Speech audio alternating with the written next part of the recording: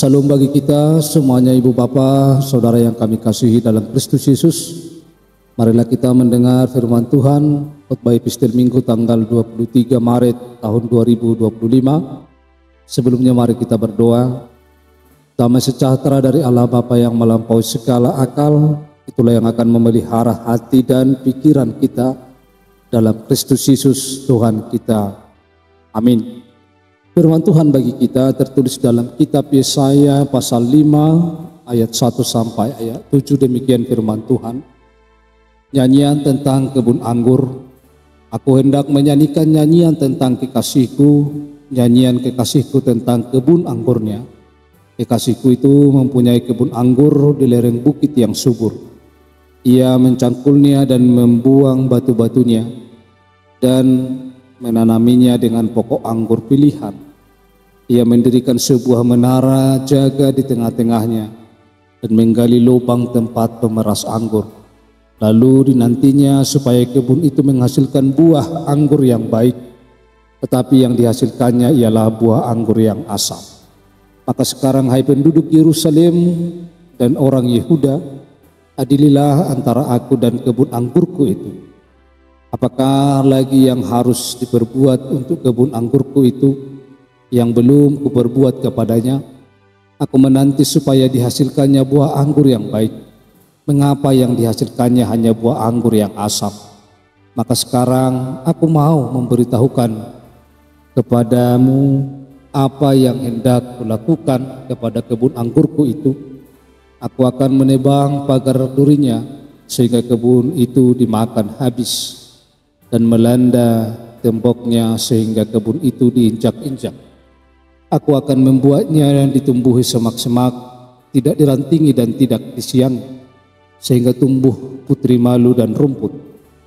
Aku akan memerintahkan awan-awan supaya jangan diturunkannya hujan ke atasnya, sebab kebun anggur Tuhan semesta alam ialah kaum Israel, dan orang Yehuda ialah tanam-tanaman kegemarannya. Dinantinya keadilan, tetapi hanya ada kelaliman.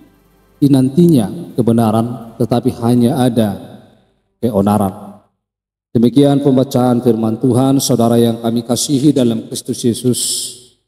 Tema khotbah kita pada saat ini, bertobat agar tidak binasa. Firman ini menggambarkan hubungan antara Allah dengan umatnya Israel. Pokok anggur digambarkan sebagai orang Israel dan Allah adalah pengusahanya. Tentu bahwa Allah menginginkan bahwa pohon anggur itu berbuah yang baik, berbuah yang lebat, dan menghasilkan buah yang manis. Lalu Allah mempersiapkan segalanya supaya pohon anggur itu tumbuh dengan baik dan tidak menghasilkan buah yang asam. Dan tentu bahwa digambarkan di sini sebagai pemilik pohon anggur itu, bahwa pokok anggur itu akan diurus dengan sangat baik supaya hasilnya tidak mengecewakan. Tetapi kalau kita melihat dalam nats ini, bahwa pokok anggur itu tidak menghasilkan buah yang manis, tetapi menghasilkan buah yang asam. Padahal segalanya telah diperbuat, telah dirawat, telah dibuat penjaganya, telah dibuat segala sesuatunya untuk persiapan nanti untuk hasil buahnya yang baik, tetapi tidak sesuai dengan apa yang diharapkan oleh pemilik pohon anggur itu. Bahwa pokok anggur itu menghasilkan buah yang asam. Itu artinya bahwa umat Israel melakukan perbuatan jahat dan pembangkangan, pemberontakan kepada Tuhan, dan tidak melakukan apa yang dikehendaki oleh Tuhan dalam hidupnya. Saudara-saudara yang kami kasihi, kalau kita menganalisa nats ini, bahwa nas ini menunjukkan kepada kita bahwa pemilik pokok anggur itu sangat mengasihi, sangat menyayangi pokok anggur itu. Mulai dari ayat pertama bahwa dikatakan bahwa pohon anggur itu telah ditanami di tanah yang subur. Tanah itu dicangkul dan batu-batunya dibuang, serta menanaminya ditanam dengan baik, dengan memilih bibit yang baik. Dan di tengah-tengah lahan itu ada penjaga-penjaga dibuat di sana. Lalu dipersiapkan juga lubang untuk memeras anggur itu. Dan pemilik pohon anggur itu tentu menantikan hasilnya.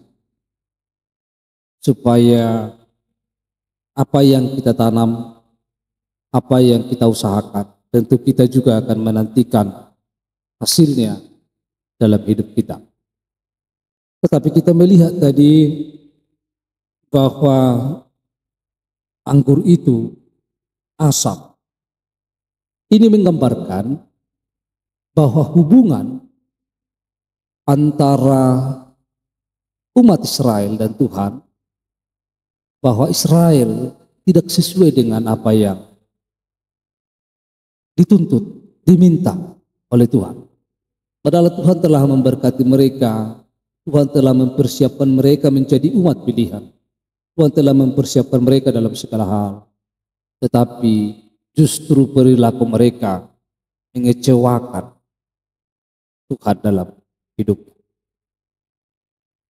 Memang pokok anggur itu berbuah, tetapi buahnya asam. Itu artinya perbuatan-perbuatan yang mereka lakukan adalah perbuatan yang memberontak kepada Allah. Perbuatan yang membangkang kepada Allah, perbuatan yang melawan Allah di dalam hidupnya. Saudara-saudara yang kami kasihi di dalam Kristus Yesus, sama seperti umat Israel yang telah dipilih dan dipelihara dan diberkati oleh Allah. Demikian juga kita orang-orang Kristen yang telah dipilih oleh Allah, dijaga, dipelihara, dan diberkati oleh Allah. Tetapi yang menjadi persoalannya, apakah kebaikan Tuhan di dalam merawat kita, di dalam menjaga, dalam mengembalakan kita, apakah itu kita syukuri dalam hidup kita? Apakah kebaikan Allah kepada kita membuat kita sesuai dengan kehendaknya, sehingga kita menjadi taat, menjadi bertumbuh, dan menghasilkan buah yang dapat dirasakan dengan rasa manis? Apa kita menghasilkan perbuatan yang baik dalam diri kita, dalam kehidupan kita sehari-hari, atau justru sebaliknya bahwa kita menunjukkan perbuatan jahat di dalam kehidupan kita? Saudara-saudara yang kami kasihi, sesuai dengan tema khotbah kita, bertobat agar tidak binasa. Apa yang telah disampaikan oleh Yesaya kepada umat Israel, tentu supaya bangsa Israel dapat bertobat dari pemberontakannya kepada Tuhan, dari perbuatan jahatnya kepada Tuhan. Yang diharapkan adalah supaya mereka meninggalkan perbuatan jahat, supaya mereka meninggalkan perilaku yang tidak dikehendaki oleh Tuhan, kejahatan-kejahatan mereka supaya mereka tinggalkan. Dan tentu bahwa buah dari pertobatan akan menghasilkan buah yang baik.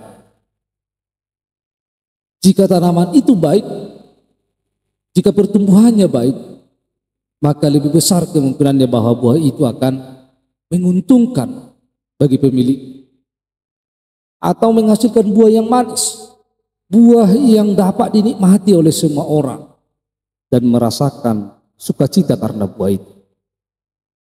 Saudara-saudara, buah dari pertobatan itu adalah menghasilkan yang manis. Jangan seperti bahwa pokok anggur yang ditanam itu menghasilkan buah yang asam. Bagaimana buah yang manis itu? tentu bahwa buah yang manis itu akan baik dikonsumsi, enak dikonsumsi. Itu menandakan bahwa setiap orang yang percaya kepada Tuhan, dia harus membuahkan kebaikan, membuahkan kesetiaan dan iman dalam segala perbuatannya, dalam hidupnya sehari-hari. Tidak hanya mencari kepuasan diri saja, tetapi buah dari pertobatan itu bahwa kita benar-benar menghasilkan buah yang baik. Kita bukan hanya beriman, kita tidak boleh hanya berbuah, tetapi kita harus berbuah yang manis, berbuah yang baik sesuai dengan hasil tanamannya. Kalau kita menanam mangga, maka yang kita inginkan bahwa mangga itu buahnya manis, supaya bisa dipergunakan sebagaimana mestinya. Demikian juga kehidupan kita. Orang-orang yang menyadari dan mensyukuri kebaikan dan penyertaan Tuhan dalam hidupnya, dia akan tumbuh menjadi orang Kristen yang sejati, menjadi orang Kristen yang setia, menjadi pohon yang baik, yang kelihatan dari buah manis perbuatan baik yang dihasilkannya. Oleh karena itu Bapak Ibu Saudara-saudara, bahwa pertobatan itu sangat penting. Pertobatan itu tidak mengikuti dan tidak menuruti keinginan daging, tetapi pertobatan itu adalah mengikuti apa yang dikehendaki oleh Tuhan, mengikuti apa yang diperintahkan oleh Tuhan. Bahwa pertobatan itu sungguh-sungguh membuat Allah mengasihi kita dan Allah menjauhkan kita dari segala hukuman. Saudara-saudara, biarlah kita sesuai dengan kehendak Allah, sesuai dengan pertobatan kita. Kalau kita menjadi seorang Kristen, benar-benarlah bertobat, meninggalkan segala kejahatan, meninggalkan yang tidak baik, tetapi kita benar-benar menghasilkan buah yang baik dalam setiap kehidupan kita sehari-hari. Kiranya kita dapat melakukan pertobatan, meninggalkan segala kebiasaan kita, meninggalkan kemalasan, meninggalkan keinginan daging kita dalam setiap kehidupan kita. Amin. Kita berdoa. Ya Tuhan Allah Bapa kami yang di surga, kami telah mendengar firman-Mu pada saat ini. Biarlah dengan kuasa Roh Kudus-Mu kami dapat melakukan firman-Mu dalam setiap kehidupan kami. Dalam nama Yesus Kristus kami telah berdoa. Amin.